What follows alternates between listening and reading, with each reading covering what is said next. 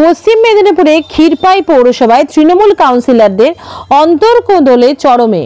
দলীয় নির্দেশে চেয়ারম্যান পদ থেকে ইস্তফা দিয়েছেন দুর্গাশঙ্কর পান। লোকসভা ভোটে খারাপ ফলের জেরে তাকে সরিয়ে 10 নম্বর ওয়ার্ডের কাউন্সিলর বিকাশ দাসকে নতুন চেয়ারম্যান ঘোষণা করে তৃণমূল নেতৃত্ব। কিন্তু সেই সিদ্ধান্তে বেঁকে বসেন অন্য কাউন্সিলররা, কারণ বিকাশ দাসের নিজস্ব ওয়ার্ডে ভোটে পিছিয়ে ছিল তৃণমূল। ফলে লিখিত আপত্তি জানিয়ে নতুন চেয়ারম্যান হিসেবে অন্য কাউকে নিয়োগের দাবি তুলেছেন তারা।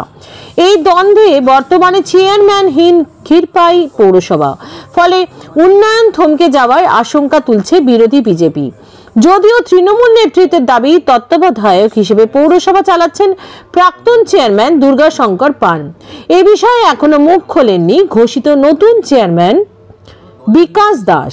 ক্ষীরপাই রাজনীতিতে তৈরি হয়েছে তীব্র শোরগোল। ক্ষীরপাই থেকে সত্যম নিউজের বিশেষ রিপোর্ট, আপনাদের সঙ্গে আমি দুর্বা। দল যা বলে দেবে দলের সিদ্ধান্তই মানবে। এখন কি অভিভাবকহীন পৌরসভা? না, সেরকম নেই, কারণ যতক্ষণ না চার্জ হ্যান্ডওভার হচ্ছে ততক্ষণ পর্যন্ত যে চেয়ারম্যান থাকবে সেই কাজ করে যাবে। ব্যাপারটা হচ্ছে ওনারা সাংগঠনিকভাবে ডিক্লেয়ার করেছে যে ক্ষীরপাই পৌরসভার চেয়ারম্যান নতুন হয়েছেন। তো আজ সাংগঠনিক ডিক্লেয়ার হওয়ার পর আজ নবম দিনের পর্যন্ত দেখতে পাচ্ছি না, আমরা নতুন চেয়ারম্যানকেও বসতে দেখতে পাচ্ছি না, কিংবা সে পুরনো চেয়ারম্যান যে কাজে আছেন সেরকমভাবে দেখতে পাচ্ছি না। কারণ পৌরসভার বাসিন্দারা যে সুযোগ কিংবা যে পরিষেবা, সেই পরিষেবা থেকে বঞ্চিত হয়ে আছে।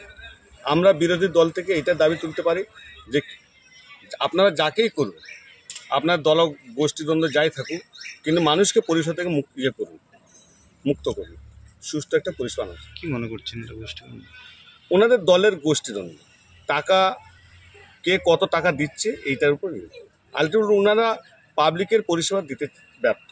তৃণমূল মানেই টাকা।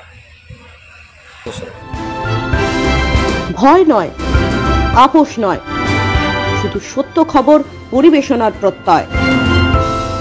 সত্যম নিউজ।